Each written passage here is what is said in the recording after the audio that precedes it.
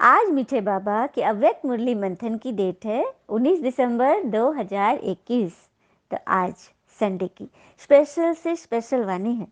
भगवान मधुबन में आकर जो मुरली चलाते हैं ना, तो आज जो भगवान ने टाइटल दिया है वह है दिव्य ब्राह्मण जन्म के भाग्य की रेखाएं। भगवान अपने ब्राह्मण बच्चों के जन्म की भाग्य की रेखाएं बता रहे हैं। चलिए हम सब सुनते हैं आज बाबा ने कौन से गुहे गुहे राज बताए हैं। तो आज विश्व रचयिता बाप दादा अपने विश्व की सर्व मनुष्य आत्माओं रूपी बच्चों को देख रहे हैं। सर्व आत्माओं में अर्थात सर्व बच्चों में दो प्रकार के बच्चे देखे। सभी आत्माओं में भगवान ने दो प्रकार के बच्चे देखे। एक है पिता को पहचानने वाले और दूसरे हैं पुकारने वाले व परखने के प्रयत्न करने वाले। एक है भगवान को पहले ही दिन से निश्चय से पहचान कर मान कर जान कर चलने वाले और दूसरे है पुकारने वाले और परख कर प्रयत्न करने वाले, कोशिश करने वाले, मेहनत करने वाले। लेकिन है तो सभी बच्चे ना। तो आज दोनों प्रकार के बच्चों को भगवान देख रहे हैं। सर्व बच्चों में से पहचानने वाले व प्राप्त करने वाले बच्चे बहुत थोड़े हैं और पहचान कर प्रयत्न करने वाले, मेहनत करने वाले अनेक हैं। पहचानने वाले बच्चों के मस्तक पर श्रेष्ठ भाग्य की लकीर चमक रही थी। सबसे श्रेष्ठ भाग्य की लकीर है पिता द्वारा दिव्य ब्राह्मण जन्म की। दिव्य जन्म की रेखा अति श्रेष्ठ चमक रही है। पुकारने वाले बच्चे अनजाने भी मानते यही है कि भगवान ने हमें रचा है, लेकिन अनजान होने के कारण दिव्य जन्म की अनुभूति नहीं कर सकते। पुकारने वाले अर्थात जो भगवान को जानते नहीं, ढूंढ रहे हैं, पुकार रहे हैं, अभी भी पता है कि भगवान ने हमें रचा है, लेकिन अनजान है ना, तो दिव्य जन्म की अनुभूति कैसे करेंगे। उन्हें लगता है कि हमें पहुंचना है, ईश्वर तक पहुंचना है, उसके लिए वो प्रयास भी करते हैं, लेकिन मंजिल नहीं पता तो घूमकर वहीं पहुंच जाते हैं। जैसे कि यह मुसाफिर। एक बार की बात है, एक व्यक्ति अपने जीवन से एकदम ऊब गया था। उसको लगा कि ये शहर, ये देश मेरे लिए एकदम पराया हो गया है। मैं कहीं दूर जाऊं जहाँ मुझे बहुत अच्छा फील हो, मुझे वहाँ के लोग अच्छे लगे, मैं कोई मुझे यहाँ स्वीकारता नहीं, मैं यहाँ नहीं रहूँगा। तो बस नाव में पूरा अपना साल भर का अनाज उनाज रख लिया और समुद्र से अपना चल दिया कि कहीं मुझे जो अच्छा जगह लगेगा, कोई टापू, कोई देश, मैं वहीं रुक जाऊंगा। चल दिया। घूमते घूमते घूमते कहीं भी जा रहा है, पहुंच रहा है, उसको अच्छा नहीं लग रहा है। घूमते घूमते बहुत 3 साल 2 साल, कितने साल लग गए।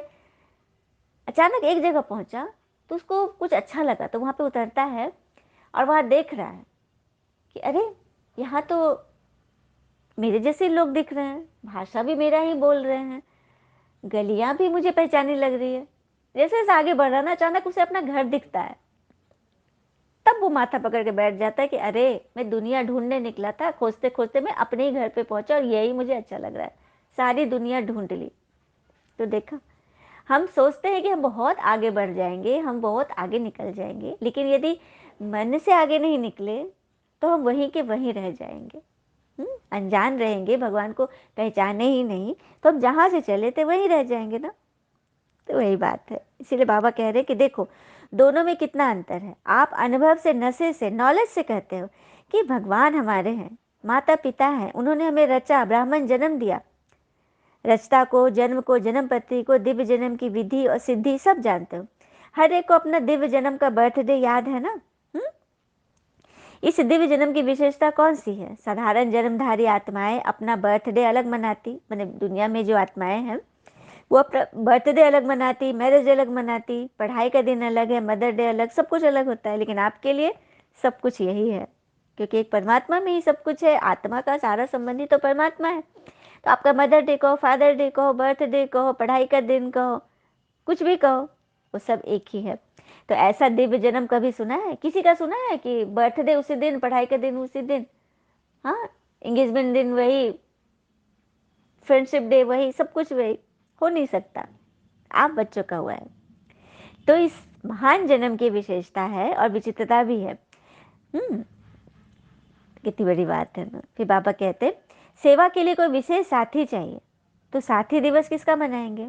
कई आत्मा को होता है कि किसी से निमित्त से कुछ बात करो, साथी बना लेते सेवा में। तो बाबा कह रहे वो सेवा का साथी है, लेकिन साथी दिवस किसके साथ मनाओगे?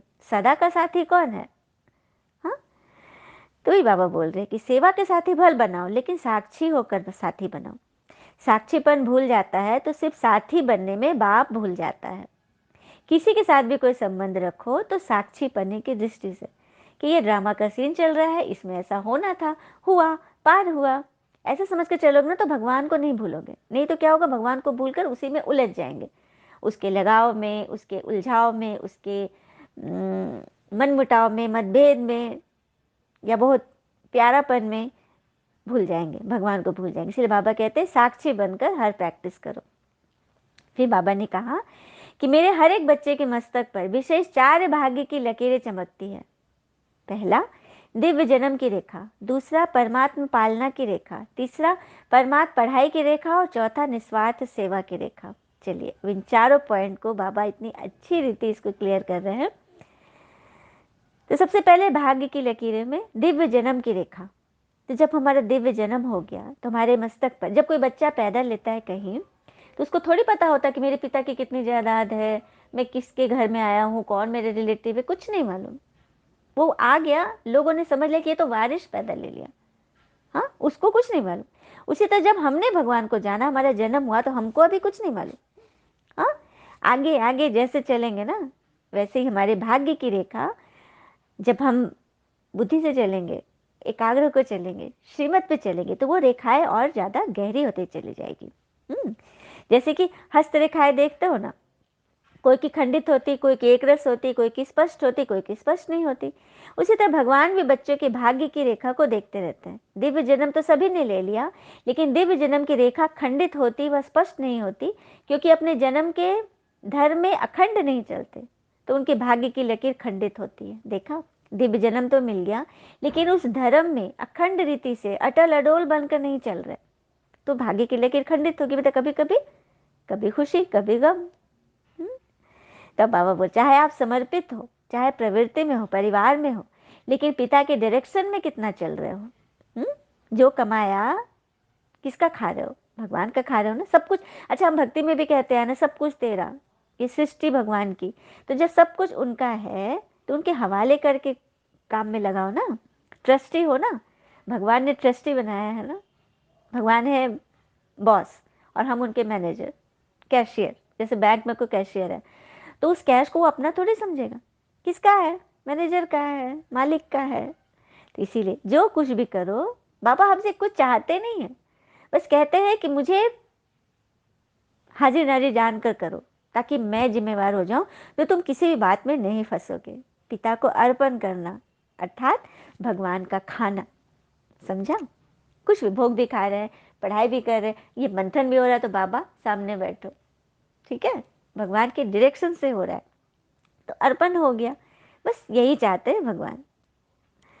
फिर बाबा कहते हैं कि परमात्मा पालना सब ब्राह्मण आत्माओं को तो मिल रहा है, पालना सबको भगवान कर रहे हैं ना। अब कोई उसको कितना यूज करे, कितना उसको जो धन मिला उसको कितना आगे बढ़ाए, ये तो बच्चों की भाग्य पर है ना। उसी तरह से पढ़ाई की लकीर, पढ़ाई का एम ऑब्जेक्ट तो बाबा ने बताया है, श्रेष्ठ पद को प्राप्त करना, लक्ष्मी नारायण के पद को प्राप्त करना।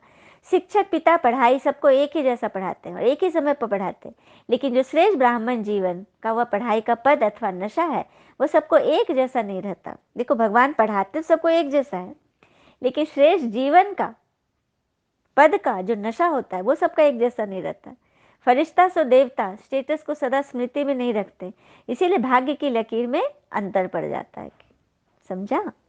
फिर बाबा ने सेवा पे बताया, सेवा की विशेषता है तो ब्रह्मा पिता के साकार रूप में, अंतिम वरदान रूप में जो स्मृति दिलाई, सेवा रूप में यदि आगे बढ़ना है तो ब्रह्मा पिता को याद करो। उन्होंने वरदान रूप में जो 3 अंतिम महावाक्य थे उनके, निराकारी, निर्विकारी, निरहंकारी, ये 3 वरदान।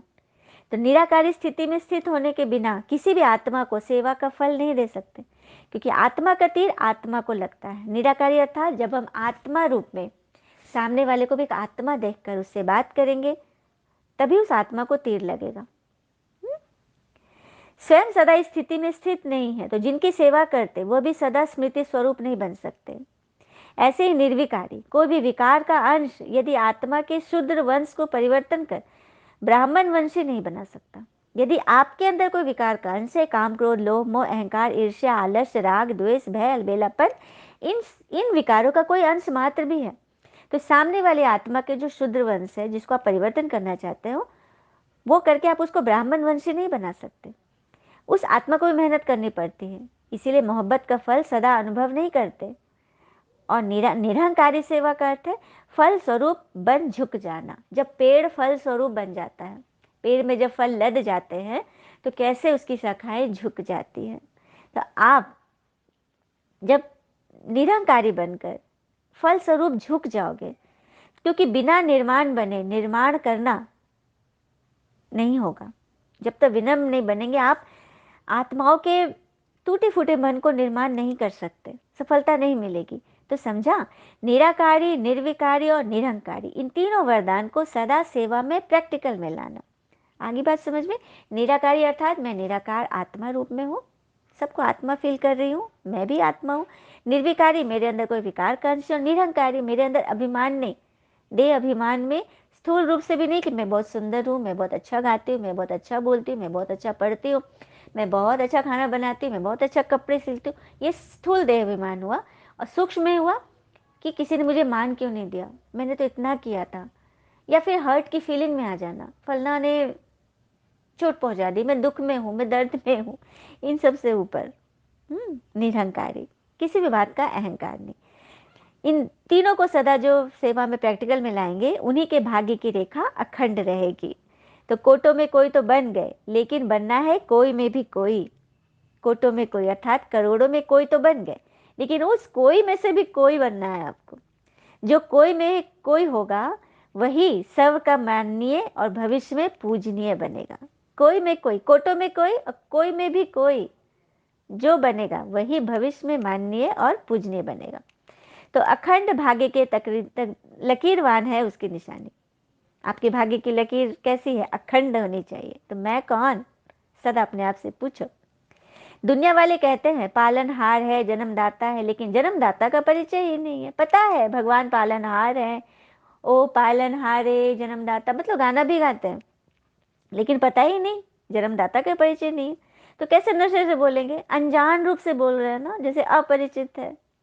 पिता बच्चे को योग्य बनाते हैं और माँ शक्तिशाली बनाती है। देखा, माँ अंदर बाहर भीतर संबंध संपर्क हर परिस्थिति में मतलब उसे शक्तिशाली बनाती, क्योंकि माँ के साथ बच्चे ज़्यादा समय तक रहते हैं और पिता तो धंधे व्यवहार में बाहर भीतर करना पड़ता है। तो पिता बच्चे को योग्य बनाते हैं और माँ शक्तिशाली बनाती है। फिर बाबा ने गीता पाठशाला वालों से बोला, जो गीता पाठशाला चलाते हैं। गीता पाठशाला अर्थात गीता ज्ञान सुनाना। ये मुरली ज्ञान कहीं से भी चल रहा है, या यूट्यूब की भी सर्विस है, लेकिन चल तो रही है घर से। तो गीता पाठशाला वाले कौन हुए? गीता का ज्ञान सुनने वाले। हे अर्जुन है, अर्जुन समझकर गीता ज्ञान सुनते हो, या अर्जुन कोई दूसरा है? नहीं, परमात्मा शिव ने श्री कृष्ण को माध्यम बना के जो गीता ज्ञान किसे दिया था? अर्जुन को दिया था ना। तो वो अर्जुन कोई दूसरा नहीं है, आप ही हो जो गीता ज्ञान सुना रहे हो। अर्जुन अर्थात भगवान के ज्ञान को परख कर, जानकर, समझकर, मंथन करके औरों तक पहुंचाना। तो कौन हो? मैं अर्जुन हो, यह समझते हो? तो सदैव यह अनुभव करके सुनो कि मैं अर्जुन हूँ, मुझे विशेष भगवान गीता का ज्ञान सुना रहे, और मैं उसका मक्खन निकाल कर औरों तक पहुंचा रही हूँ। इस विधि से सुनो तो आगे चले जाएंगे, है ना। सुनना भी उसी विधि से है कि मुझे भगवान सुना रहा है, चाहे किसी के माध्यम से, कोई माइक कोई हो, भगवान मुझे सुना रहा है, तो मैं अर्जुन हूँ, सभी अर्जुन हो, सुनने वाले सुनाने वाले सभी। फिर बाबा ने बोला टीचर्स प्रति कि टीचर्स की परमानेंट एड्रेस कौन सी है? मधुबन है ना आप सभी का परमानेंट एड्रेस। तो वह दुकान है और यह घर है। जो हमारा डेरा डंडा है, जहाँ हम रहते हैं लौकिक में, वो हमारा दुकान हो गया। हम सेल्समैन है, ज्ञान रत्नों की सेलिंग करनी है हमें यहाँ। और मधुबन हमारा घर है, वहाँ पर ज्ञान रत्नों की सेलिंग नहीं करनी वो तो हमारा घर है। तो ज़्यादा क्या याद रहता है, घर या दुकान? कोई कोई को दुकान ज़्यादा याद रहता है, सोएंगे तो भी दुकान याद है। मैं धंधा धोरी ही याद है, कल कल का जगलर वाला कहानी याद है सबको। आज दुकान प्रॉपर्टी, इसमें ज़्यादा हम संभालने की कोशिश करते हैं। फिर बोलते बाबा, आप लोग जहाँ चाहो बुद्धि को स्थिर कर सकते हो, सेवा केंद्र पर रहते भी मधुबन निवासी बन सकते हो क्या? मतलब दुकान पर भी है, अपने घर में भी है लौकिक, तो क्या उसको भी मधुबन निवासी समझ कर रहते हो? मैं मधुबन में रहने वाली हूँ, मेरे मन में मधुबन है, मेरी जुबान पे मधुबन है, मेरे कर्तव्य में मधुबन है, मेरी दृष्टि में मधुबन है। तो क्या ऐसा ऐसा समझकर चलते हो? हम्म? बुद्धि भी समर्पित हो ना। हम्म। फिर बाबा कहते, कोई कोई टीचर्स कहते योग में बैठते हो तो आत्माभिमानी होने बदले सेवा याद आती है। तो ऐसा नहीं होना चाहिए, क्योंकि लास्ट समय अगर अशरीरी बनने की बजाय सेवा का भी संकल्प चला तो सेकंड के पेपर में फेल हो जाएंगे। आप योग में भी बैठे हो, सेवा का ही समाचार है, किसी के भले की सेफ्टी के प्लान ही चल रहे हैं, लेकिन वो भी नहीं चलना है। योग में बैठे हो तो सिर्फ आप और परमात्मा, इन दोनों की बुद्धि का तार जुड़ा रहे, तभी तो विकर्म भस्म होंगे। जैसे कि सन के सामने मैग्नीफाइंग ग्लास रखो नीचे, और उसके नीचे पेपर हो, तो दोनों की जब सीधी किरणों की रेज जब टकराएगी तभी तो पेपर नीचे जलेगा ना। तो वही बात है, आप और बाप दोनों का कनेक्शन जुड़ा हुआ है। अचानक कोई सेवा का पॉइंट आ जाए तो कनेक्शन टूट हो जाएगा ना, लूज हो जाएगा ना। तो इसीलिए पापा कह रहे हैं अंतिम समय में एक सेकंड में भी यदि ध्यान इधर उधर बटा तो आप फेल हो जाओगे। इसीलिए उसकी प्रैक्टिस अभी से करो। 3 वरदान याद है ना सबको? निराकारी, निर्विकारी, निरहंकारी। ब्रह्मा पिता के अंतिम स्टेज को सभी ध्यान रखेंगे। यह अंतिम वरदान बहुत शक्तिशाली है। इन 3 वरदानों को अगर सदा स्मृति में रखते प्रैक्टिकल में लाओ तो भगवान का दिल तख्त और राज्य तख्त के अधिकारी जरूर बनेंगे। बाबा ने गारंटी दे दी है। अच्छा, सर पिता समान सदा नॉलेजफुल पावरफुल बच्चों को सदा भाग्य विधाता द्वारा श्रेष्ठ भाग्य की स्पष्ट रेखाओं वाले भाग्यवान बच्चे सदा पिता समान त्रिवरदान प्राप्त हुए। निराकारी, निर्विकारी, निरहंकारी विशेष आत्माओं को सदा ब्राह्मण जन्म की पालना और पढ़ाई को आगे बढ़ाने वाले ऐसे अखंड भाग्यवान बच्चों को बाप दादा का याद प्यार और नमस्ते। हम बच्चों की भी प्यारे बाप दादा को ऐसा भाग्यवान बनाने वाले को दिल से याद प्यार और नमस्ते। फिर अव्यक्त बाप दादा की मुलाकात है सभी से। बाबा पूछ रहे हैं, सदा अपने को सर प्राप्तियों से भरपूर अनुभव करते हो? कभी खाली तो नहीं हो जाते? क्योंकि पिता ने इतनी प्राप्तियां कराई है, अगर सर प्राप्ति अपने में जमा करो तो कभी भी खाली नहीं हो सकते। मतलब इतना भंडारा जमा करो, ऊपर से लेते रहो, कभी खाली नहीं होगी। इस जन्म की तो बात ही नहीं है, अनेक जन्म भी यहाँ की भरपूरता साथ रहेगी। एक जन्म ने एक अनेक जन्म आप भरपूर रहोगे यदि इस जन्म में भरपूरता रहेगी, कमाई करोगे तो। जो कि इतना देते भगवान कि भविष्य में भी चलता। सच बात है, सत्युग त्रेता तो हम माला माल रहेंगे ही, हीरे जवाहर के महल में रहेंगे ही। तो क्या द्वापर से सीधे कंगाल हो जाएंगे? द्वापर में भी हीरे का शिवलिंग बनाते थे हम। इतने जो मंदिर आदि हैं हमने ही तो बनाए हैं, है ना, जिसमें मंदिरों में धन संपदा इतनी थी कि जो मुगल्स है, अफगानीज है, तुर्की सब जो लूट कर ले गए, हमारा ही बनाया हुआ है। इतने हम धनवान माला माल थे। और अभी का भी जन्म देख लो, कलयुग के लास्ट में भी क्या दाल रोटी की फिक्र किसी को है? अभी भी हम अपने पैरों पे खड़े हैं, अपनी शर्तों पे चल रहे हैं। तो हम तो कहेंगे 21 जन्म नहीं, पूरे 84 जन्म इस एक जन्म से हमारी कमाई जमा रहेगी। हम इतने भरपूर रहेंगे, किसी को भी किसी बात की कोई दिक्कत नहीं होगी, है ना। तो भरपूर होने की निशानी है, माया को आने की मार्जिन मत रखो। माया ही हिलाती है। तो माया आती है या नहीं? संकल्प में भी आती है, बाबा पूछ रहे हैं। जो सदा प्राप्तियों से भरपूर रहोगे तो माया की आने की मार्जिन ही खत्म हो जाएगी। नहीं तो यदि अगर कचरा हुआ जमा हुआ तो माया छोड़ेगी नहीं। थोड़ा सा भी यदि मूंझ गए, थोड़ा सा भी एक सेकंड भी फंस गए, लग गया बात, तो फिर माया आपको पकड़ लेगी और हिलाएगी। मार्जिन नहीं रखो। हाँ, तो माया जित बने हो, यह नहीं सोचो कि 2-3 वर्ष में हो जाएगा। ब्राह्मणों के लिए तो स्लोगन है ना, अब नहीं तो कभी नहीं। इस समय की रफ्तार के प्रमाण कोई भी समय कुछ भी हो सकता है, इसीलिए तीव्र पुरुषार्थी बनो। चलिए भगवान से वरदान लेते हैं। बाबा का वरदानी हाथ अपने सर पर फील करें। सभी अर्जुन को बाबा ज्ञान सुना रहे, वो वरदान दे रहे हैं। समय और संकल्प सहित अपने सर्व खजानों को विल करने वाले मोह जीत भव। समय और संकल्प सहित अपने सर्व खजाने को विल करने वाले मोह जीत भव। जैसे बच्चे को सब कुछ विल किया जाता है, ऐसे आप लोग भी बाप को अपना वारिस बनाकर सब कुछ विल कर दो, तो विल पावर आ जाएगी। जैसे बच्चे को एक पिता का क्या कहता है, जो मेरा वो तुम्हारा ना बेटा। सब कुछ जो पिता का वो बच्चे का होता है। ऐसे बाबा कहते हैं भगवान को अपना वारिस बनाकर सब कुछ विल कर दो। बाबा कहते हैं कि मैं निराकार हूं ना, मुझे किसी भी रूप में याद करो। अब अपने बच्चे के रूप में याद कर लो। अपना वारिस बनाओ। जो भक्ति में कहते हैं ना, तन मन धन सब कुछ तेरा, तो अब प्रैक्टिकल यूज करो, सब कुछ मुझे सौंप दो। बुद्धि से, मन बुद्धि से सब कुछ जब विल कर दोगे ना, मेरे नाम से ही सब काम शुरू करो, तो विल पावर आ जाएगी। इस विल पावर से मोह स्वतः नष्ट हो जाएगा।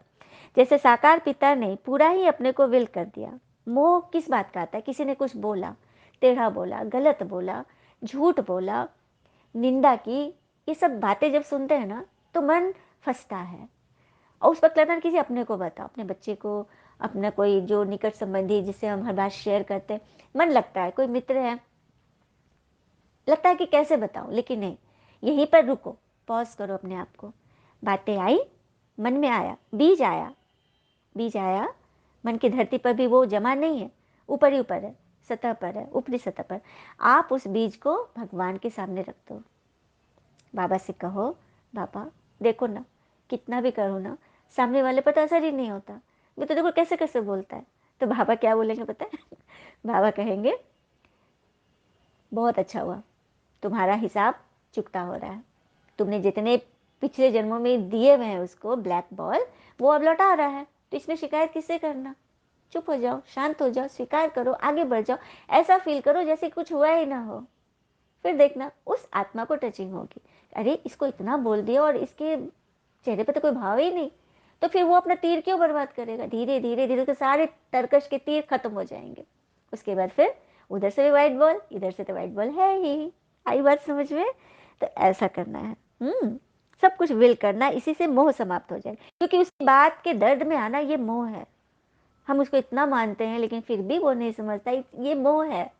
इससे बचने के लिए बाबा को सौंप दो और फिर निश्चिंत हो जाओ, छोटे बच्चे की तरह। इसी को कहते हैं समय, संकल्प, शक्ति, सबको बचाना, विल कर देना। श्रीमद प्रमाण सेवाओं में लगाओगे तो मोहजित बंधन मुक्त हो जाओगे। बंधन मुक्त बन गए ना? हम्म? बंधन मुक्त हो गए ना?